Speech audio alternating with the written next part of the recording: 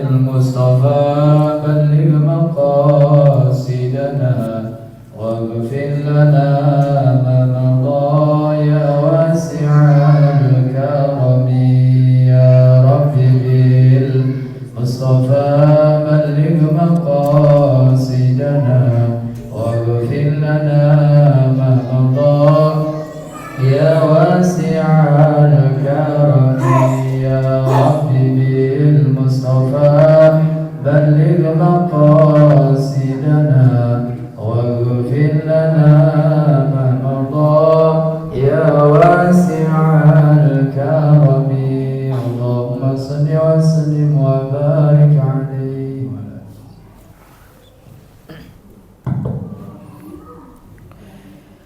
Assalamualaikum warahmatullahi wabarakatuh. Bismillahirrahmanirrahim. Qala musannif rahimahullah ta'ala bihi wa bi'ulumihi fid dharaini amin ya rabbal alamin. Arkanul imani sittatun an tu'mina billahi wa malaikatihi wa kutubihi wa rusulihi wa bil yaumil akhir wa bil qadari khairihi wa syarrihi minallahi ta'ala.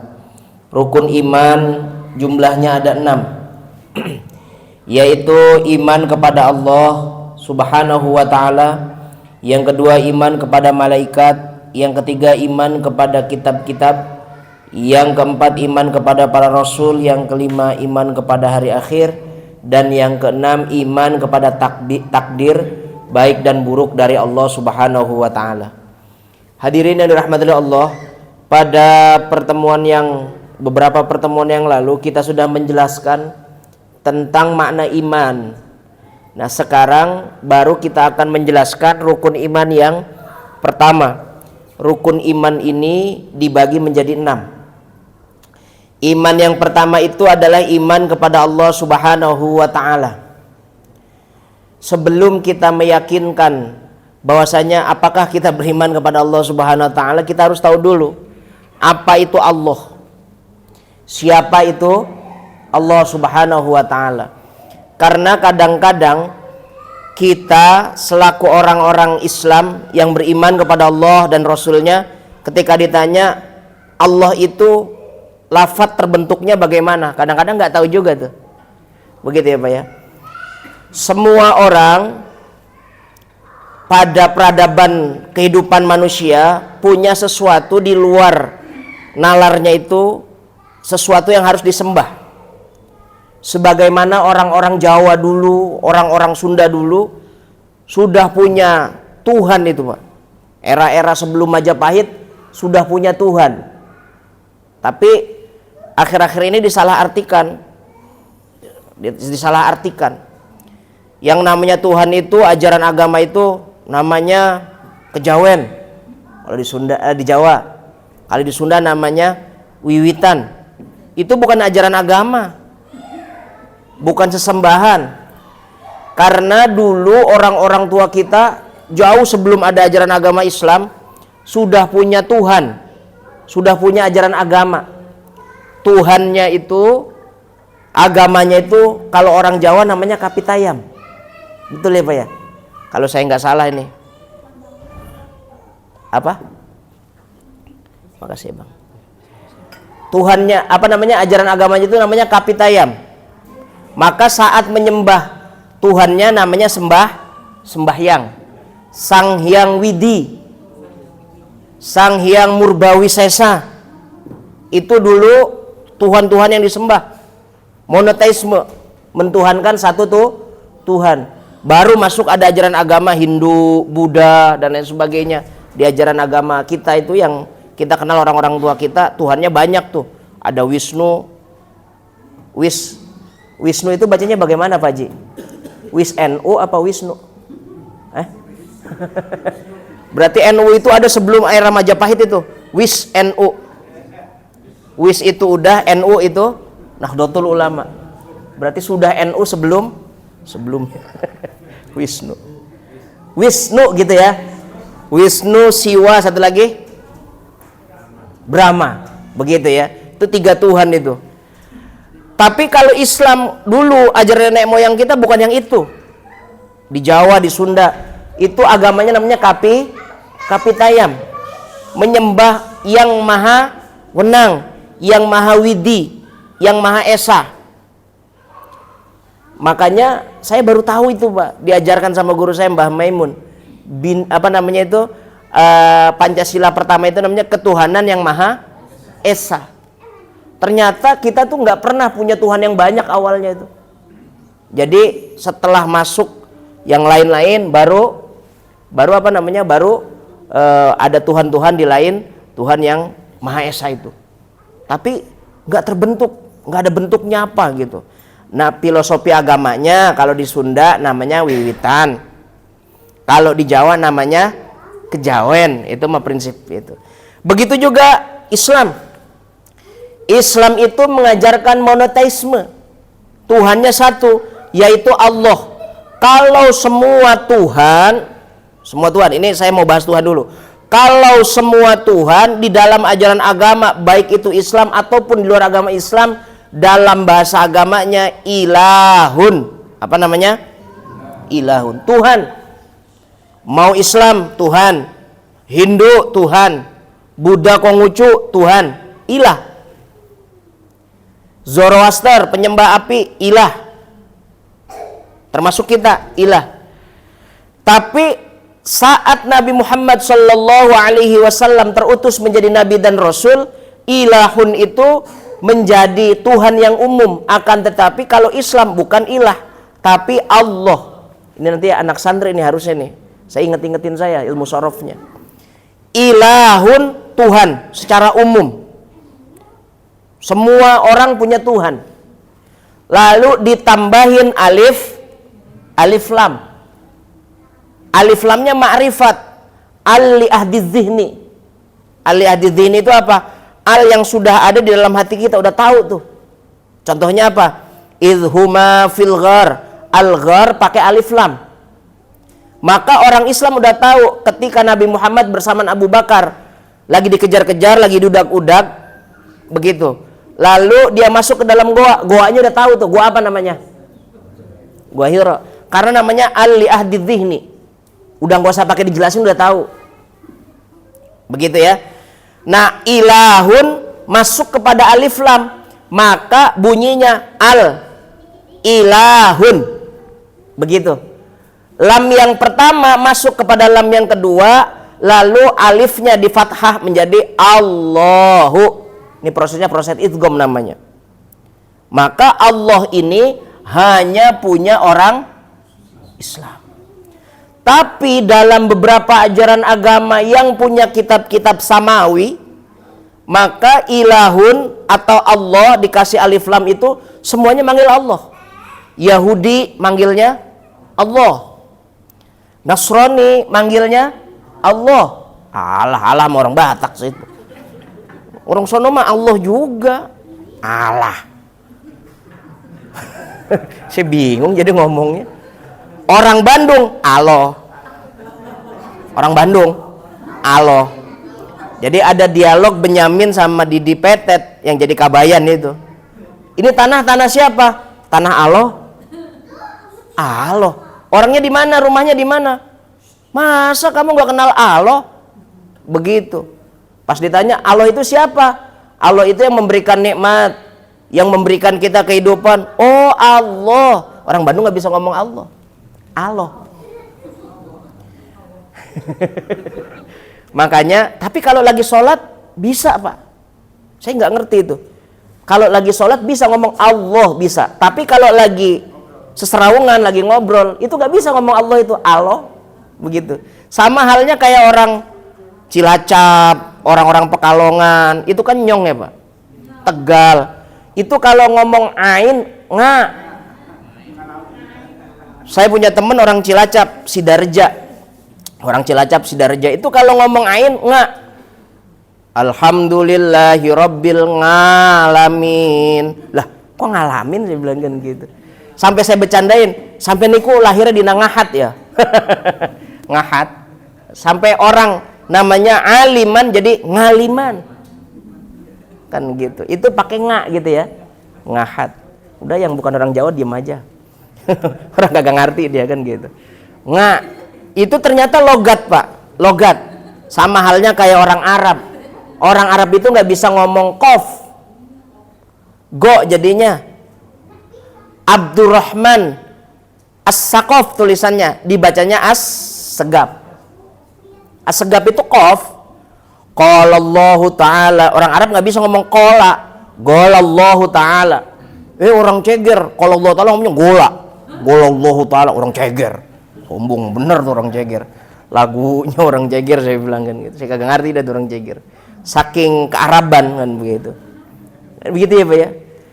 Nah ini Allah, Yahudi, Nasoro, Tuhannya ilah, kemasukan alif lam, lalu diidghamkan al-ilahun jadi Allahu.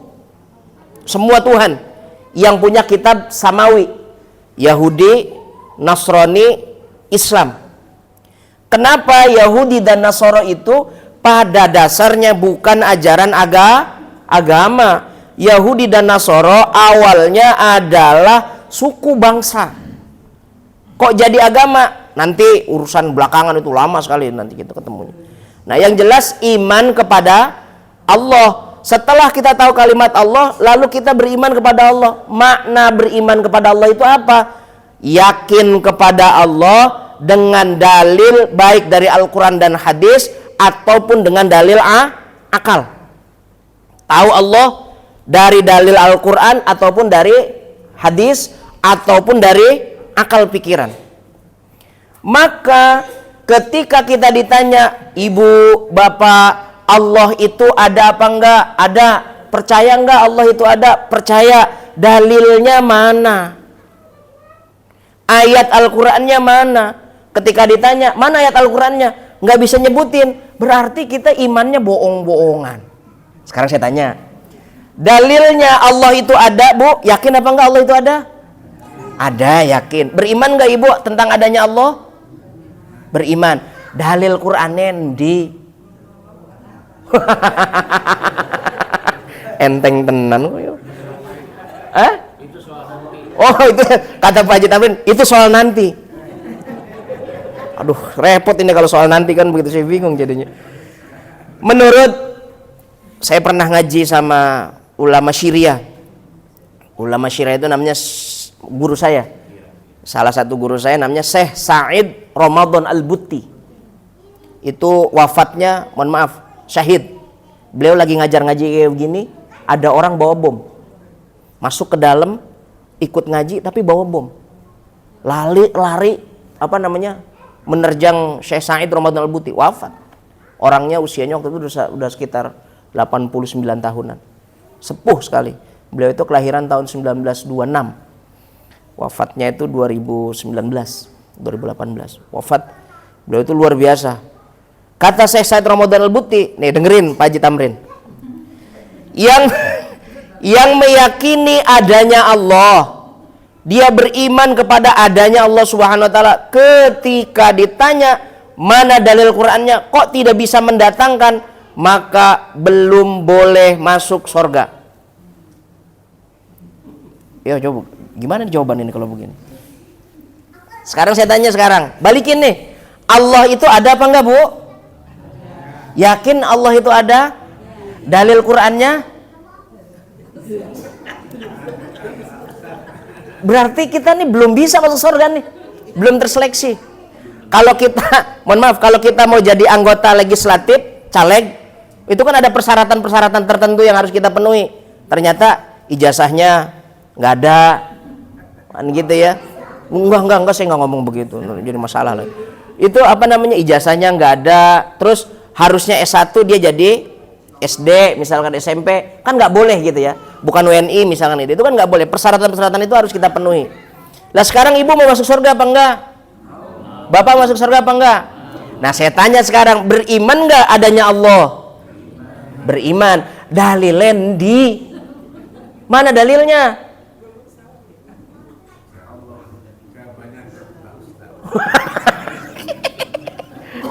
Jawabannya tadi ibu udah jawab tuh. Qul huwallahu ahad, Allahus samad, lam yalid wa lam yulad wa lam yakul lahu kufuwan ahad. Allah itu ada. Dalilnya mana? Itu suratul Ikhlas. Enteng sih emang bener kalau surat Ikhlas. Sebenarnya banyak dalilnya Allah itu ada itu. Menyatakan Allah itu ada. Tapi kita ambil surat Al-Ikhlas. Berarti yang jawab tadi terselamatkan. Berarti sudah beriman itu sudah beriman. Walaupun terpaksa imannya. Lah terus bagaimana? Yang urusan entar aja. Ini Pak Haji Tamrin ini urusannya nih. Tapi saya mau jawab. Kan gitu. Bagi orang yang bilang, Pak Ustadz, saya yakin iman itu ada. Allah itu ada. Saya beriman kepada Allah. Dan bahkan kayak Pak Haji Sri ngomongnya, itu urusan Ustadz aja. Kalau urusan dalil mah. Kan gitu. Enak bener ya kan gitu jadi makmum gitu ya. Namanya dalam bahasa tauhid imanun muqallid. Orang-orang yang imannya ikut apa kata orang. Apa kata orang. Namanya iman muqallid. Maka orang-orang yang muqallid seperti kita harus nyari cantelan. Harus nyari pegangan. Siapa pegangannya? Ulama. Nanti kalau Bapak nggak ngerti, ditanya sama Allah, Pak Haji Tamrin, ini misalkan Allah yang nanya gitu ya. Jangan disamakan ini, oh ini Allah, bukan, ini ilustrasi. Pak Haji Tamrin, Bapak hidup berapa tahun? Misal ya, 150 tahun. Sehat, afiat, kan begitu. Panjang usia kan misalkan begitu. Lah terus beriman nggak sama saya kata Allah? Beriman. Dalilnya mana? Saya orang muqallid. Muqallidnya bagaimana? Saya ikut ngaji sama Ustaz Suwandi. Tanya aja Ustaz Suwandi. Kulo dipanggil. Saya dipanggil. Suwandi, ini bener yang ikut ngaji. Oh, iya bener. Suka ngaji tiap hari Ahad. Di sebelah mana? Sebelah kanan. Nggak pernah pindah beliau itu. Sebelah kanan. Tapi ngaji, kok nggak tahu dalil saya itu ada? Ya saya yang jawab nanti. Kenapa? Karena imannya iman muqallid. Imannya orang yang ikutan. Lalu ketika saya dites sama Allah, kok nggak bisa? Saya gantungan sama orang. Siapa? Syekhina wa murabbi ruhina Mbah Maimun Zubair, Kiai Haji Umar Faruq, Syekh Said Ramadan Al-Butti, dan lain sebagainya. Maka ada hadis, ada dalil yang menyatakan kun ma'allah.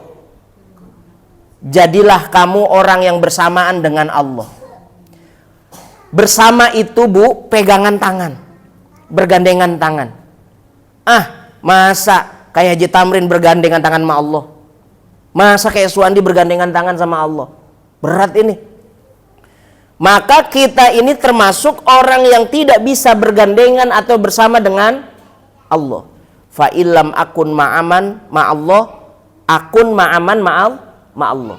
Kalau kita nggak bisa bersamaan dengan Allah, maka carilah orang yang bisa gandeng kita menuju Allah. Cari ulama, cari kiai besar, cari para syekh, cari para orang-orang yang menunjukkan jalan kita bisa bertemu dengan Allah. Sehingga Bu, yang namanya kita ketika menjawab persoalan dalam masalah ini nggak sulit-sulit amat. Al-yauma tajida kulla unasim masyrabahum bi imamihim. Nanti yang ditanya bukan ibu, bukan bapak, bukan saya, tapi imamnya, pimpinannya. Dipanggil, kamu mazhabnya siapa? Makanya pakai nama yang benar. Haji Muhammad Tamrin Asy-Syafi'i. Ada Asy-Syafi'inya. Ketika ditanya, ini apa nih maksudnya Syafi'i? Saya anut Imam Syafi'i. Nanti Imam Syafi'i yang ditanya. Imam Syafi'i emang benar punya pengikut? Kayaknya nggak ketemu. Kan begitu. Ke bawah lagi dicari. Asarnya sampai ke saya. Nah, Suwandi itu pernah ngaji bersama Haji Tamrin. Oh, ternyata nyambung. Maka disebut namanya tasalsul. Tasalsul itu bersambung. Jadi masuk surga itu nggak sendirian. Enak dong. Kalau beramai-ramai begini kalau masuk surga. Kalau sendirian nggak enak. Makanya jangan buntar-buntar bid'ah, terbuntar haram, terbuntar masuk neraka. Emang enak masuk surga sendirian? Oh, segitu luasnya surga sendirian, nggak enak. Mendingan rame-rame apa enggak, Bu? Makan gudeg aja rame-rame enak kok. Iya kan? Ngopi rame-rame tuh enak. Apa? Kata ngopi sendiri, ya ntar di sono. Dia rese aja nih ya, kan gitu, usil aja Pak RT mah. Kan gitu. Ya artinya kalau kita lagi makan-makan, gorengan, lontong, bareng-bareng enak ya, sambil ngobrol kan begitu. Urusan duniawi saja makan bareng-bareng tuh enak. Makan senampan sepenanggungan tuh enak. Enak. Ini mau masuk surga yang segitu banyak kenikmatannya dari Allah Subhanahu wa taala, kok kita kagak mau bareng-bareng. Saya mah bingung, Pak, sama orang-orang sekarang. Ini saya lagi merenung ini. Makna iman kepada Allah lagi merenung. Kenapa? Dulu Wali Songo mengislamkan tanah Jawa tanpa peperangan. Dari mulai raja sampai rakyat itu kena semua. Masuk Islam semua. 90% Islam. Dari mulai Islam kan belakangan, Pak. Ada Hindu dulu, ada Buddha dulu. Kan begitu. Maka Hindu Buddha itu senior kita. Kalau Nasrani kan dibawa sama Belanda, God Glory Gospel itu. Tapi kalau Islam belakangan itu masuknya. Baru ada itu 15-an, abad 14-15 di Indonesia itu. Masuk Islamnya orang-orang dulu Jawa, Sunda, Sumatera dan sebagainya dari atas ke bawah nggak ada perang itu, Pak. Nggak ada perang. Tapi sekarang itu Wali Songo hebatnya. Kalau sekarang karena walinya wali jenggot, mohon maaf nih, karena wali jenggot yang udah Islam dikeluarin. Lah coba bayangkan, Pak. Saya kagak ngerti. Yasinan bid'ah, fakullu bid'atin dolalah, faddolalatu finnar. Ilok kalau kata orang Ceger baca Yasin masuk neraka. Saya kagak ngerti ini. Ada yang baca biografinya Nabi Muhammad SAW, Maulid. Baca biografinya Nabi Muhammad. Itu kan baca sejarahnya Nabi Muhammad. Bahkan kata Nabi Muhammad, Ingda zikril aulia tatanadzalur rahmat. Nyebut nama kekasih Allah aja turun rahmat, apalagi nyebut nama Nabi. Ada orang kepanasan, ada orang kekeringan, kemarau, nyebut-nyebut nama Nabi, hujan tuh, Pak, rahmat turun, hujan tuh turun, Masya Allah. Kita baca maulid Nabi kok dianggap bid'ah. Kalau udah bid'ah kan dolal, sesat. Kalau udah sesat musyrik, dan musyrik masuknya neraka. Ilok nggak ngerti, saya nggak ngerti. Ilokan pada masuk neraka yang baca-baca kayak begituan.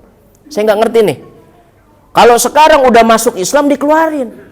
Kalau dulu belum Islam dimasukin. Maka golongannya aja. Padahal iman kepada Allah itu sangat luas maknanya.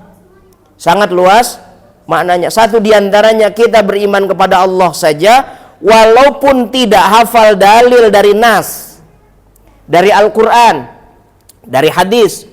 Al-Quran aja tadi mepet, apalagi hadis nih. Kalau saya tanya dalil hadisnya mana, Bu? Tuh kan menang. Diem tanda nggak tahu. Kan gitu. Udah hidup 70 tahun, 60 tahun kagak ada yang tahu dalilnya Allah itu ada. Mohon maaf ini. Ya kayaknya kita mah kalau masuk surga jauh bener ini. Maka ada iman yang disebut tadi namanya iman muqallid. Iman kepada Allah tapi imannya iman orang taklid. Iman orang ikut. Orang ikut bagaimana? Ya perilakunya orang ikut. Harus nurut. Dikasih tahu, Bu, Pak, baca Yasin malam Jumat. Bu, Pak, baca Kahfi malam Jumat. Siap. Itu namanya orang muqallid. Kadang-kadang kita lagunya, statusnya iman muqallid, tapi lagunya kayak orang ahli ijtihad. Kasih tahu, Pak, kalau sunnah malam Jumat itu selain baca Al-Kahfi, baca Yasin. Mana dalilnya, Pak Ustadz? Nanya dalil. Orang muqallid nanya dalil. Bayangin itu. Ada nggak yang kayak gitu, Pak? Waduh. Saya sering diskusi sama orang-orang kayak gitu. Saya sering disalahin kan gitu. Diskusi saya tanya, itu dalilnya dari mana? Hadisnya dari mana? Itu loh Bukhari, itu loh Muslim. Babnya bab apa? Nggak taunya dia ngambilnya di kalender, Pak. Kalender kan suka ada bahas Bukhari wal Muslim kan begitu. Ya Allah, di kalender saya bilang. Itu mah bukan ruah Bukhari, ruah kalender itu. Sekali lagi, beriman kepada Allah Subhanahu wa taala, meyakini adanya Allah dengan dalil. Dalilnya dari Al-Qur'an, dalilnya dari hadis, juga dari akal. Akal kita ketika ditanya, mohon maaf ya, Bu, Bapak, Allah itu ada apa enggak? Ada. Percaya apa enggak Allah itu ada? Percaya. Dalil akalnya mana? Harus jawab. Bisa nggak akal kita menjawab adanya Allah? Ayo, apa coba akal? Kalau tadi dalil Al-Quran makan susah. Dalil akalnya apa? Seperti adanya udara tapi tidak kelihatan. Maksudnya bagaimana, Bu? Ada, merasa dingin, terasa tapi nggak ada. Saya nanya, dalilnya secara akal Allah itu ada bagaimana? Adanya yang mencipta. Nih lihat nih Bu, ini apa namanya? Meja. Udah, apakah langsung jadi kayak begini? Nggak. Bisa jadi kayak gini ada siapa?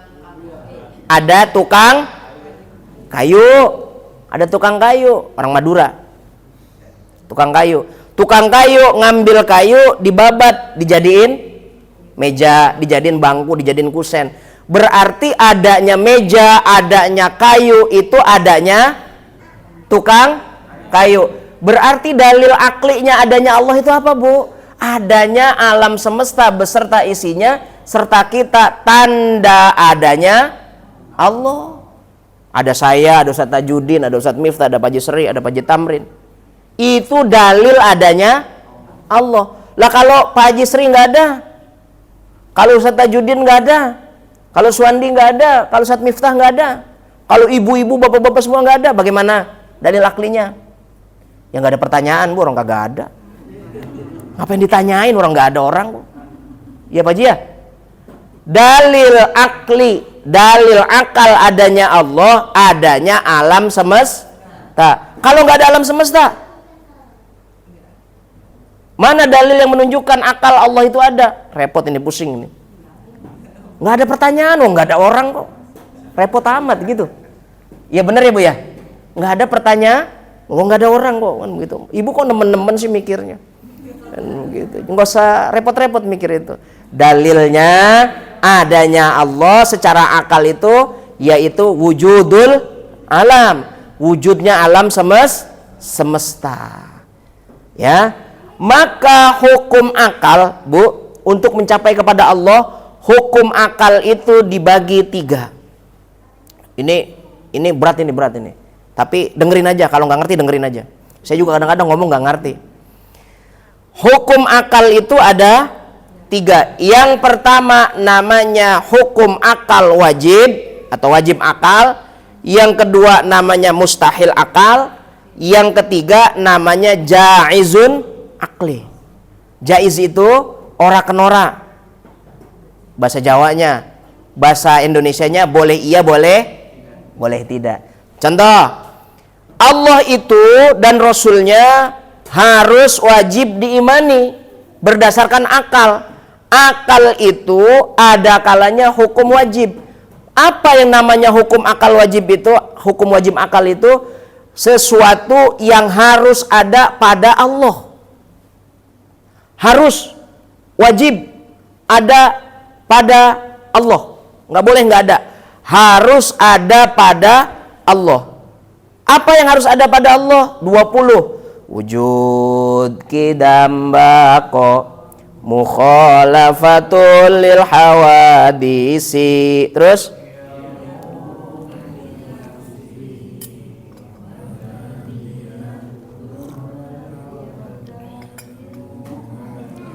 ya, terus biar nggak enak juga suaranya.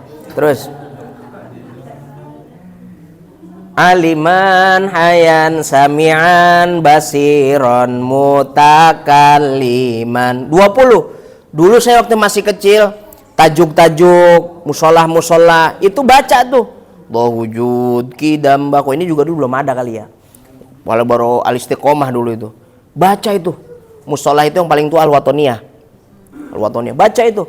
Wujud kidam bako mukhalafat sebelum maghrib itu. Itu 20 sifat wajib Allah. Harus ada. Allah harus wujud, harus ada. Harus kidam, harus dahulu, harus bako, harus kekal. Gak mungkin Allah itu rusak. Qiyamuhu binafsihi, berdiri sendiri, gak butuh bantuan dari makhluk, gak butuh bantuan daripada selain Allah. Itu namanya qiyamuhu binafsi. Sifat wajibnya 20, wajib ada pada Allah. Akal itu harus ada pada Allah itu. Hukum akal itu, wajib akal itu contohnya bagaimana? 1 tambah 1 2. Mungkin nggak 1 tambah 1 11? Tak mungkin.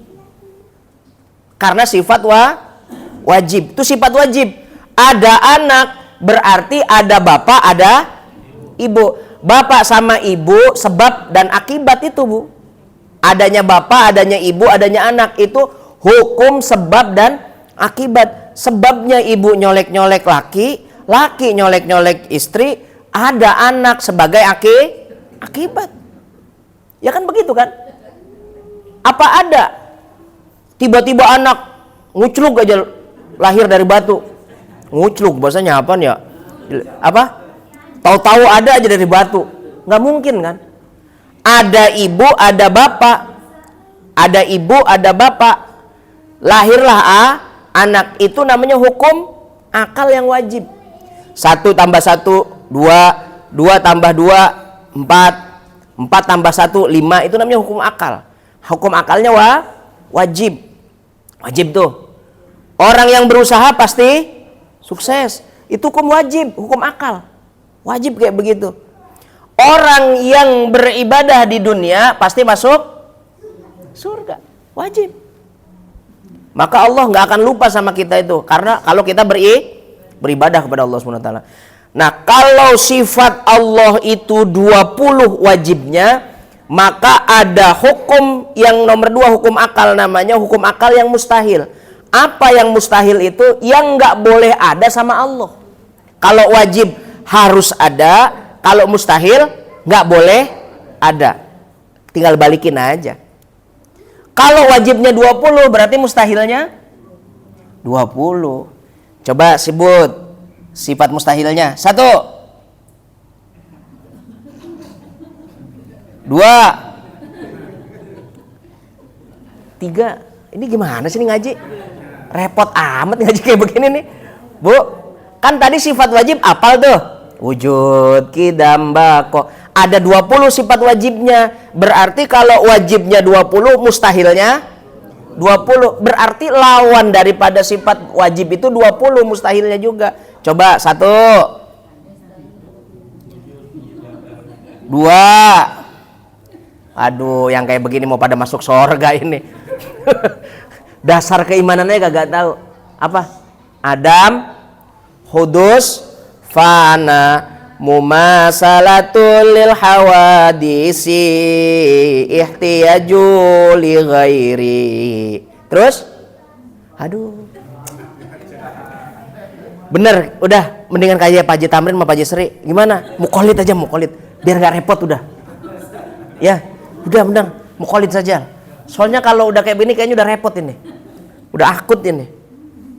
Udah hampir tit kita. Tapi belum hafal itu. Jadi kalau wajibnya 20, mustahilnya 20. Ntar saya catetin. Biar buat baca-baca aja, bukan buat dihafalin. Ntar saya catetin. Kalau Allah wujud, lawannya berarti Adam. Harus ada, wajibnya berarti Allah mustahil nggak ada. Kalau qidam Allah dahulu, Allah itu dahulu, lawan sifat mustahilnya hudus, baru. Mustahil Allah itu baru.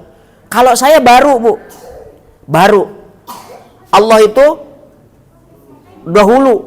Apa maknanya dahulu? Dahulu itu tidak ada awalan, tidak ada akhiran. Huwal awwalu wal akhiru wal zahiru wal batin.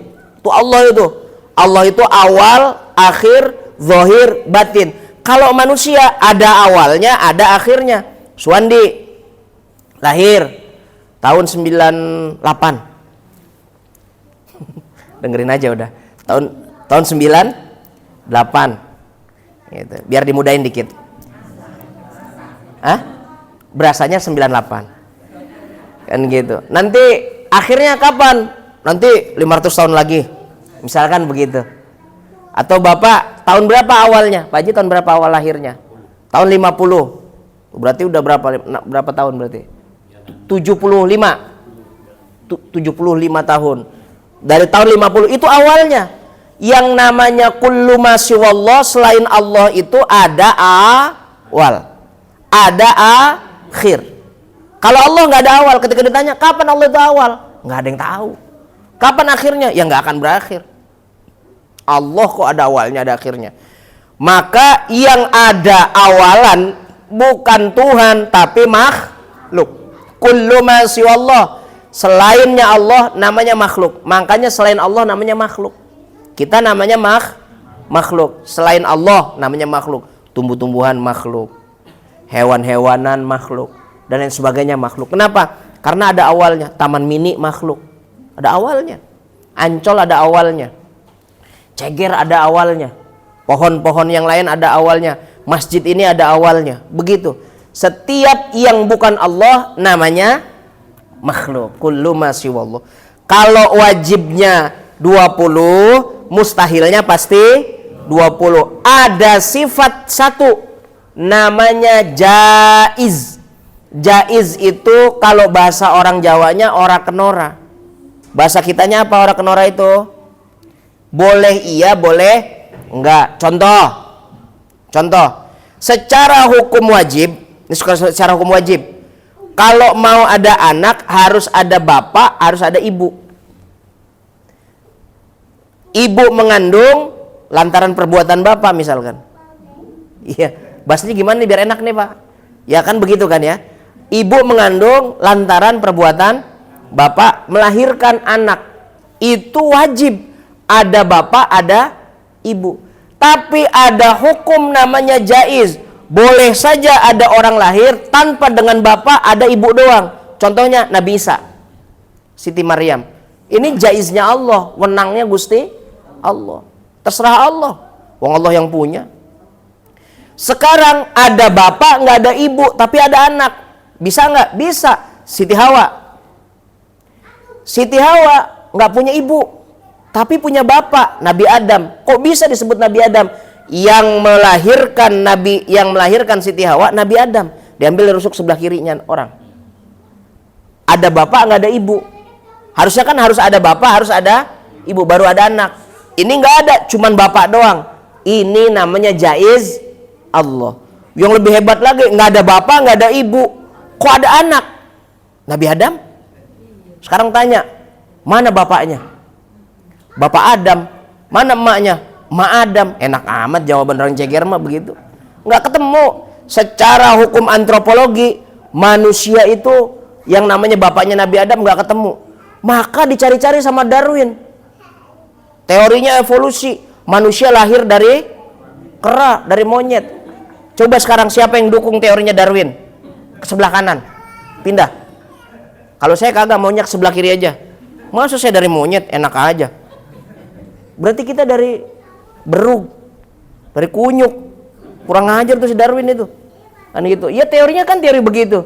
Saking buntunya secara antropologi manusia, dia menyebutkan yang namanya manusia lahir dari monyet.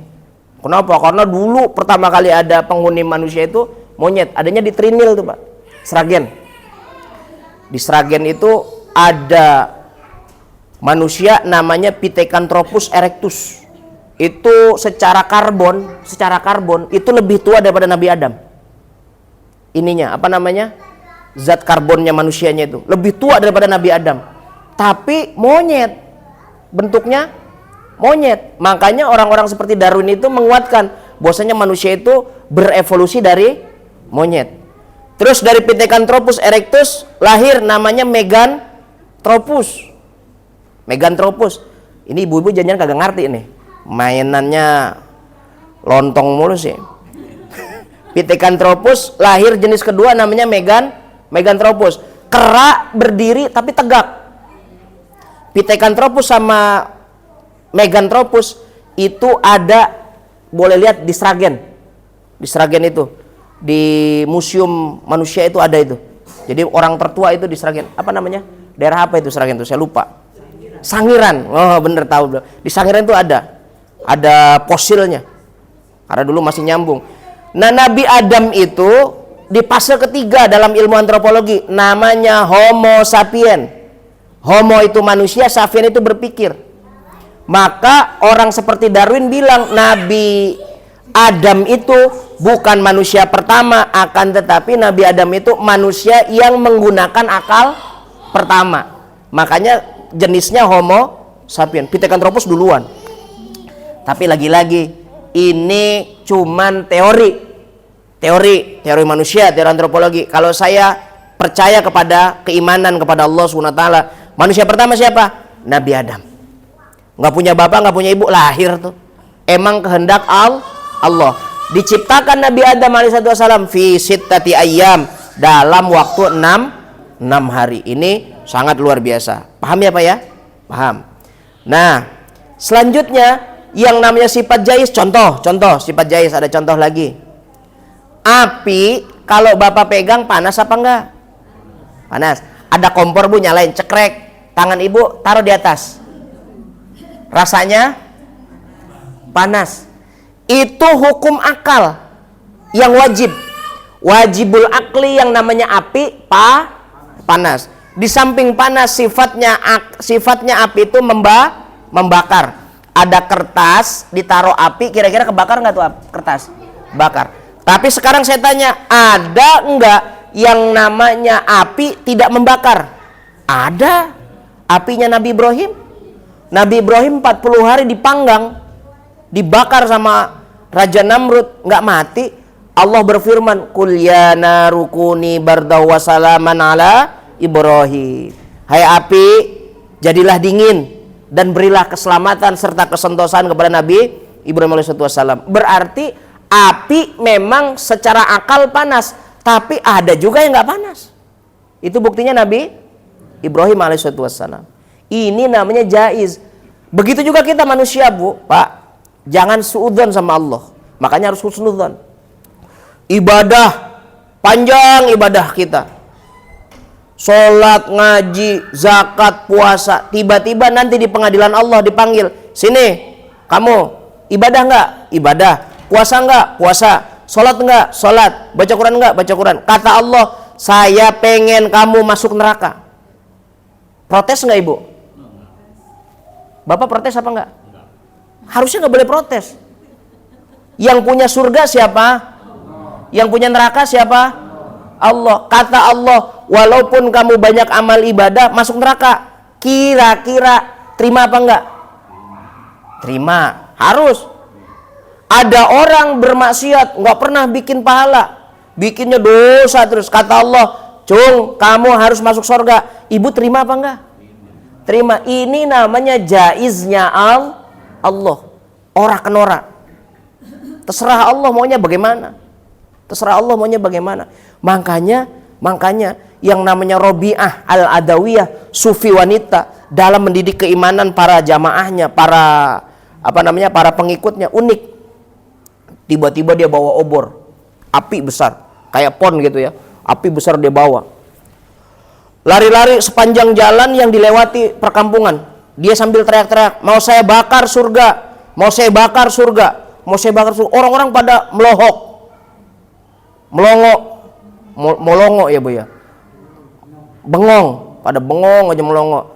Lah kok Robiah kayak begitu? Setelah selesai ditanya, "Robiah, kenapa Anda ingin membakar surga?" Karena banyak orang ibadah menjadi musyrik karena surga. Orang beribadah jadi musyrik karena surga. Saya tanya sama Bapak ya, sama Ibu. Bu, Ibu sholat biar masuk? Bu, jawab. Jangan takut-takut. Ini lagi ngaji nih. Di luar ngaji baru ngeri kita.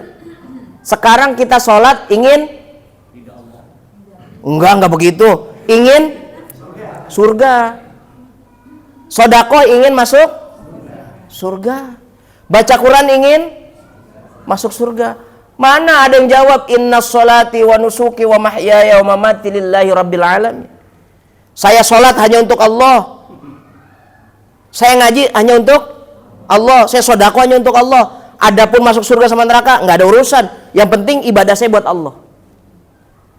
Kan surga ada awalnya, neraka ada awalnya. Setiap yang ada awal, setiap yang ada akhir namanya makhluk. Surga neraka itu makhluk. Kok Haji Tamrin sholat biar apa? Masuk surga. Berarti kita ibadah untuk Allah apa untuk makhluk? musyrik. Sudah, mau apa lagi kita? Sekarang bagaimana harusnya? Saya tanya sekarang, ibu sholat untuk? Nah itu yang benar. Kemarin sholat untuk? Ini kepriben nih. Sekarang sholat untuk? Zakat untuk? Haji untuk? Nggak ada manusia. Lillahi ta'ala. Kalau masuk masjid, saya sholat hanya ingin masuk surga, berarti Allah nomor 2, musyrik. Haji untuk apa? Saya hanya untuk biar masuk surga, biar dipanggil hak besar titik. Made in Saudi itu. Made in Saudi. Jadi kalau ibu nanti habis pergi haji, bapak habis pergi haji, kok kagak dipanggil haji, nggak usah marah. Ada orang purik, bahasa purik. Diundang saya emang kesalahan saya. Dia haji, saya undang untuk khataman kan gitu. Kagak saya tulis haknya, kagak datang. Saya bilang, Pak Haji, kemarin kenapa kagak datang? Lah kemarin ditulisan kagak ada haknya. Begitu ngomongnya. Repot bener jadi orang ya, saya bilang kan gitu. Soalnya antrinya 20 tahun. Ya Allah ya Rabbi. Sekali lagi, ibadah hanya untuk Allah, bukan untuk surga.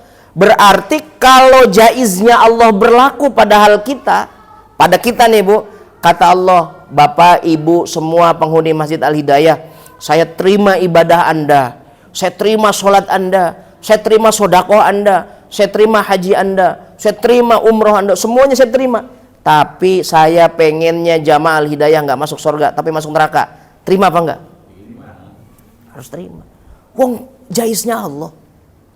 Tapi jangan lupa ada ayat, wa mallahu bighafilin amma ta'malun. Allah itu nggak bakal zalim, nggak akan lupa sama apa yang kita kerjakan. Kalau orang-orang yang ibadah umumnya dikasih kenikmatan sama Allah, itu keuntungan Pak, itu keuntungan Bu. Kalau kita setelah beribadah kepada Allah lalu kita dikasih sama Allah Subhanahu wa taala masuk surga, itu namanya keberuntungan. Ini ilustrasi ya, gampang nih ilustrasinya. Biar ibu paham ibadah itu untuk siapa. Saya dolan, main ke rumahnya Ustadz Miftah. Jangan Ustadz Miftah lah, Pak, karena nggak ada suguhan. Ke rumah Pak Haji Tamrin. Ada coto Makassar, ada jaran kote, kan begitu.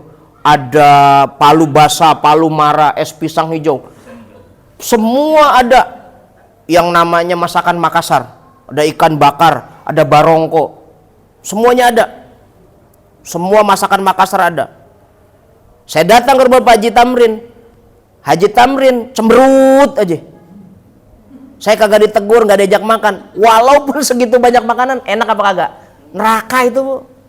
Neraka. Susah itu. Mau makan juga kayaknya nggak kepuluk. Nggak ketelen. Saya main ke rumah Ustadz Tajuddin, dikasih air putih doang. Misal ya. Tapi nggak mungkin kalau Ustadz Tajuddin pasti ada pastel. Iya. Nggak, pasti digorengin pastel kan gitu. Tapi ini ilustrasi saja, ilustrasi. Wong namanya ilustrasi boleh saja. Dikasih air putih, saya ditegur, saya diajak bicara sambil dipersilakan. Ya Allah Pak Ustadz, mohon maaf ini cuma ada air putih doang sama kopi. Tapi beliau ngajakin ngobrol, enak itu Bu. Artinya kalau kita punya ridho Allah nih, ada ridho Allah, walaupun kita di dalam neraka enak. Walaupun di dalam neraka enak. Sebagaimana Nabi Ibrahim ada ridho Allah di dalam api, adem. Tapi walaupun tidak ada di luar api, tapi nggak ada ridho Allah, ya susah kayak Namrud. Maka mendingan kita dapat ridho Allah di dalam neraka, tapi mending daripada kita dalam surga nggak dapat ridho Allah. Apalagi kalau dalam surga adanya ridho Allah. Ketika Allah ridho sama kita di dalam surga, lalu ngomong, Bapak Ibu Al-Hidayah, Jamaah Al-Hidayah, ini yang kamu sembah dulu, ini yang kamu sholat dulu, ini yang kamu dulu zakat, puasa, haji dan sebagainya. Lihat, maka puncak kenikmatan itu saat kita melihat Allah Subhanahu wa taala. Ngapain lagi itu? Jadi intinya pada hari ini beriman kepada Allah Subhanahu wa taala, iman kita iman muqallid aja udah. Nggak usah repot-repot. Jangan nyari dalil. Karena repot nih kayaknya nyari dalil. Soalnya tadi saya tanya aja nggak ada yang apal dalilnya.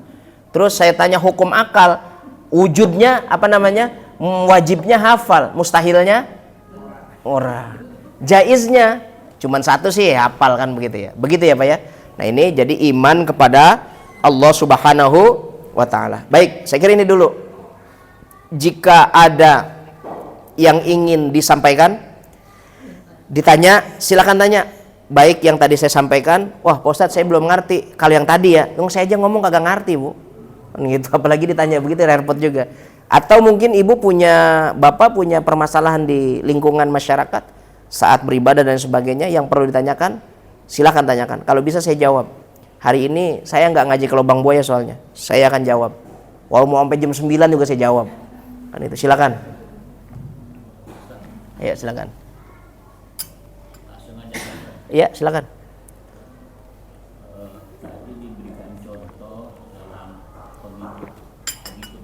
Ya. Nah kita ini seringkali tidak mengetahui apa aliran penceramah.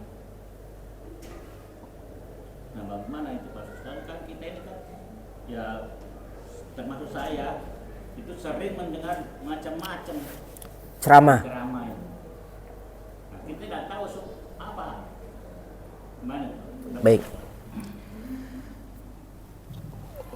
Repot ini pertanyaannya nih, bingung saya.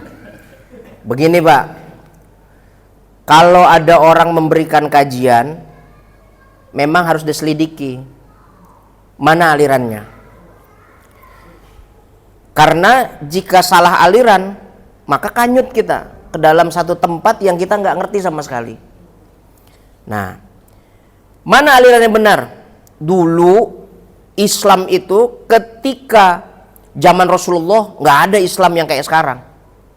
Maka Rasulullah bilang satafriqu ummati, nanti bakal datang umatku, di zaman umatku nanti akan ada 73 golongan. 73 golongan. Jadi Islam itu 73 nanti terpecah. Satafriqu ummati, umatku akan terbelah jadi 73 golongan. Kulluhum dakhalan nar, semuanya nanti masuk neraka. Illal wahid, kecuali satu. Kecuali satu. Siapa yang satu itu? Para sahabat bilang, ya Rasulullah, kalau 73 berarti 72 masuk neraka, satunya masuk surga. Siapa yang masuk surga ya Rasulullah? Siapa yang masuk surga ya Allah? Siapa yang disebut satu yang selamat itu? Ma'ana wa ashabi, yang ikut saya juga ikut sahabat. Begitu. Ini konstruksinya begitu dulu ya Pak Ji. Ma'ana wa ashabi. Sahabat itu banyak sekali Pak. Alirannya macamnya banyak sekali. Nanti Islam berpecah itu diawali dari pertikaiannya Sayyidina Ali dengan Muawiyah. Sayyidina Ali sama Sayyidina Muawiyah. Abu Bakar wafat, Umar wafat, Utsman wafat. Setelah Utsman wafat, Ali naik jadi pemimpin. Gitu kan gitu ya Pak ya. Ali jadi khulafa ur-rasyidin. Setelah Sayyidina Ali jadi khulafa ur-rasyidin, ada orang yang nggak seneng kepada Sayyidina Ali, namanya Muawiyah ibn Abi Sufyan. Golongannya Ali namanya Syi'atul Ali, atau kita kenal namanya Syiah. Tapi jangan bilang Syiah yang sekarang, tar dulu nih Syiah yang dulu nih. Syi'atul Ali, atau lebih dikenal namanya Syiah. Sedangkan yang ikut Muawiyah namanya Jam'iyah. Namanya Jam'iyah. Dari perseteruan kelompoknya Ali namanya Syiah dengan kelompok Muawiyah namanya Jam'iyah, perang terus nih. Jam'iyah itu ada Sayyidatina Aisyah loh Pak, jangan salah. Di Muawiyah itu ada salah satu pendukungnya Sayyidatina Aisyah ikut. Makanya nanti perang Jamal, perangnya antara Ali dengan Siti Aisyah. Bayangkan mantu sama mertua ribut. Sama kayak di sini, kayak di Ceger. Mantu sama mertua kan ribut begitu ya. Terus didamaikan sama Musa bin Nusair. Damai. Namanya perang, namanya tahkim setelah perang Siffin. setelah perang Jamal. Damai, setelah damai ada orang yang tidak menerima damainya Ali dengan Muawiyah, maka keluar dari golongannya Ali, keluar juga dari golongannya Muawiyah. Namanya Khawarij. Namanya Khawarij. Khawarij itu cikal bakalnya teroris. Kenapa? Maka mereka bilang setiap orang yang terlibat dalam peristiwa tahkim, arbitrase. Arbitrase itu apa? Perdamaian antara Ali dengan Muawiyah, kulluhum kafirun, semuanya kafir, wajib dibunuh. Wajib dibunuh. Jadi Ali kafir, Muawiyah kafir.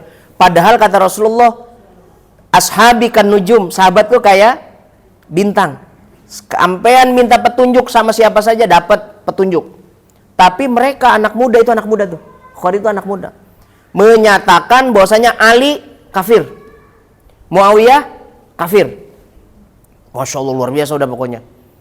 Yang Islam dia doang, yang beriman dia doang. Pakai ayat wa man lam yahkum bima anzalallahu faulaika humul kafirun. Mohon maaf ya Pak, itu ayat itu dibawa sama anak muda. Itu dulu kakeknya anak muda ini pernah menginstruksi Rasulullah. Jadi Rasulullah lagi bagi-bagi perang, lagi bagi-bagi harta rampasan. Dibagi nih sama Rasulullah, dibagi-bagi harta rampasan perang. Lalu ada orang namanya Zi Khwaristan At-Tamimi. Ini biar Bapak nanti ngerti semuanya ya. Zi Khwaristan At-Tamimi itu bilang, ya Rasulullah, i'dil laka, bikin dong pembagiannya yang adil. Rasulullah ditanya begitu, dikasih tahu begitu. Kata Rasulullah, kalau saya nggak adil, siapa yang adil di antara kalian? Siapa yang adil di antara kalian? Itu marahnya Rasulullah tuh Pak, ngomong kayak begitu.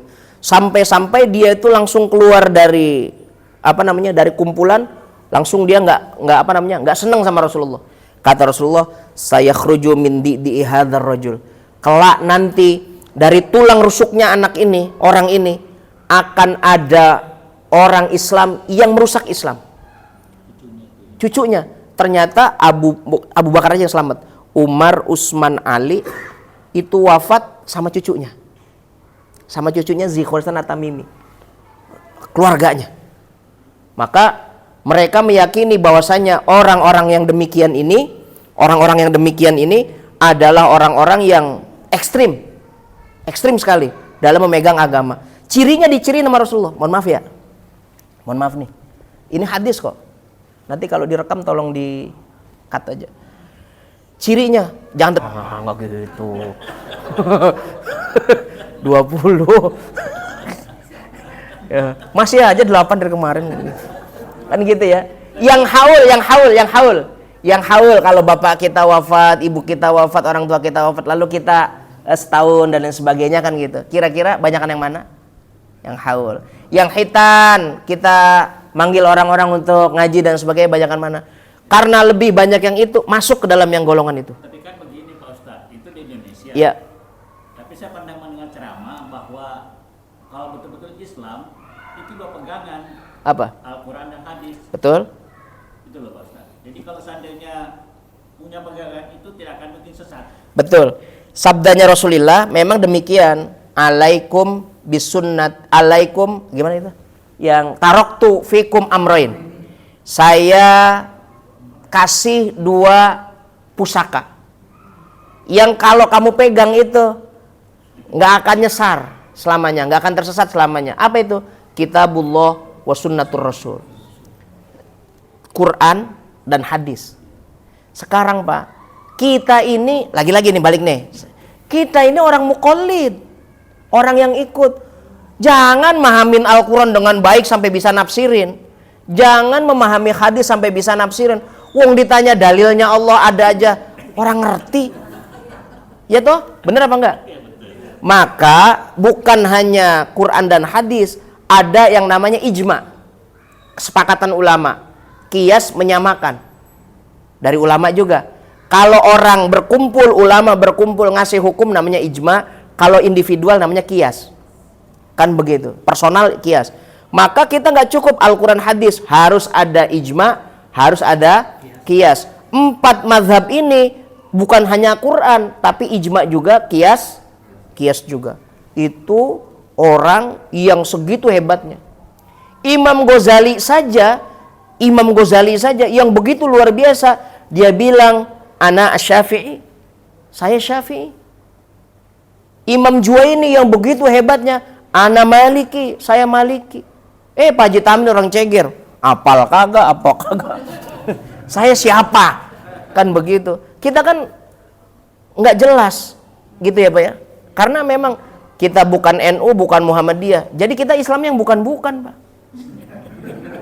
Islam yang bukan-bukan kita itu. Iyalah.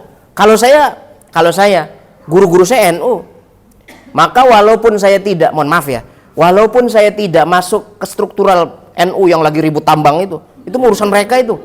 Tapi kultur saya NU. Contohnya apa? Abis sholat wirid kenceng, subuh kunut, kan begitu. Diundang tahlil ada besek, ya ikut. Kan, ya toh, haul, ya doyan, kan begitu. Pak Haji kan sudah itu. Alaikum biswadil azam. Wong kemarin kita tahlil ketemu kok. Wong haul ketemu, kan begitu kan? Waktu haulnya almarhum, waktu haul tahlilnya Pak Haji itu kan kita ketemu kan gitu. Saya meyakini yang demikian ini berarti Bapak itu sudah masuk Swadul Azam. Tapi belum berasa. Maka harus dijorogin ini. Harus masuk ke dalam kan begitu. Biar tahu kan gitu, biar tahu. Walaupun secara amaliah, secara kultur kita udah begitu ya. Nah, itu dimaksud agar kita itu bisa berkumpul. Karena nanti masuk surga itu nggak bisa sendiri-sendiri, Pak. Wasiqal ladzina taqaw rabbahum ilal jannati zumaru.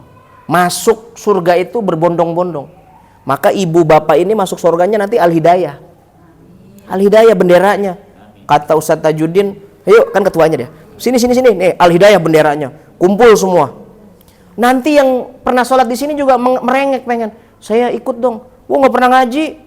Kan begitu. Nggak pernah cuma sholat doang mampir. Tapi kan saya pernah sholat. Tetap diajak. Jadi semua jamaahnya Al-Hidayah itu masuk surga semua lewat bendera Al-Hidayah. Apalagi pencermannya Ustaz. Iya, kudu diajak. Kalau nggak diajak, saya acak-acak nih ntar kan begitu. Lah harus kan begitu. Tapi kayaknya kalau nggak ketemu nanti cari Ustaz Tajuddin.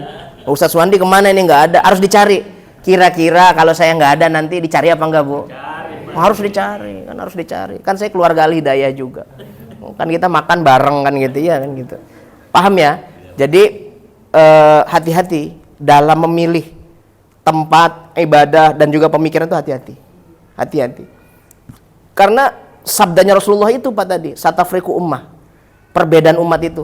Saya kok rada nelongso di Ceger itu ngelihat. Rada kasihan itu orang-orang Ceger.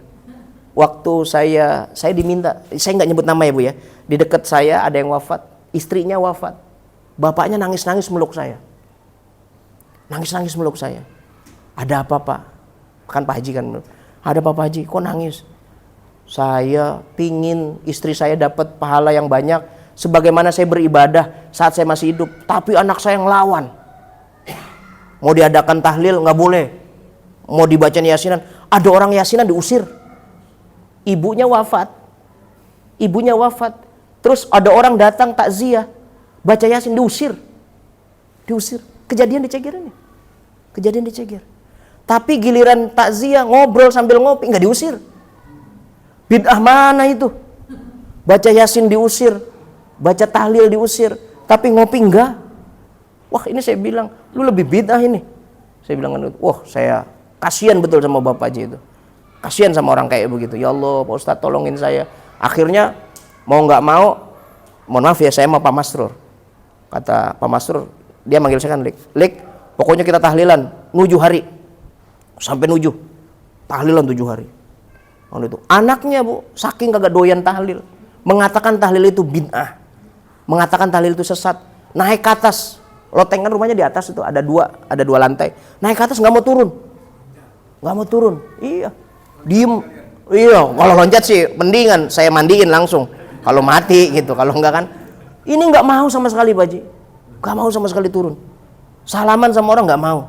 Ya Allah ya Rabbi. Jadi hati-hati. Kadang-kadang kita punya amaliyah seperti ini, nanti anak-anak kita karena salah tempat, salah pemahaman dan sebagainya, kadang-kadang nggak nurut sama kita. Karena apa? Wis dalile Kanjeng Rasul. Hadisnya Kanjeng Rasul itu, satafriku ummah. Umatku bakal terpecah jadi 73. Anak nggak nurut sama orang tua. Padahal kalau disuruh nurut, Pak, masa sih orang tua nyerumusin? Tolong bacain Bapak Yasin. Apa iya baca Yasin itu masuk neraka? Cariin dalil kalau baca Yasin masuk neraka. Kalau ada, saya paling berhenti duluan. Nggak ada itu. Baca Yasin orang berpahala kok. Baca la ilaha illallah, baca subhanallah, baca sholawat masuk neraka. Cariin dalilnya. Kalau ada, saya orang pertama yang berhenti. Esensi saya ngeliat itu sangat bagus. Maka hati-hati. Ceramah itu sekarang udah masuk di YouTube semua. Masuk YouTube semua. Apa aja ada. Apa aja ada. Kalau makan dari mulai tunjang sampai telur balado ada semua itu. Cuman yang paling enak harus kita cari yang mana. Begitu ya Pak Haji ya. Jadi kalau Pak Haji nanti mau tahu bagaimana ya ke rumah lah. Nanti saya ngobrol. Tapi bawa kopi, pisang goreng dan lain sebagainya. Nanti kita ngobrol kan enak gitu. Atau panggil lah sambil ngopi kita seperti itu. Nanti kita tahu kan gitu ya. Jadi masuk golongan yang terbesar yang aman. NU Muhammadiyah. Tuh. Kalau ibu masuk Muhammadiyah silakan, masuk NU silakan. Kalau saya jelas NU. Oh saya nggak mau nih gurunya NU, ya cari yang lain berarti. Anu itu saya orang NU. Tapi kultur bukan yang lagi ribut tambang, bukan. Kan ya. Baik, saya kira begitu ya. Saya kira cukup. Hadanallahu wa iyyakum ajma'in. Wallahul muwaffiq ila aqwamit thoriq. Assalamualaikum warahmatullahi wabarakatuh.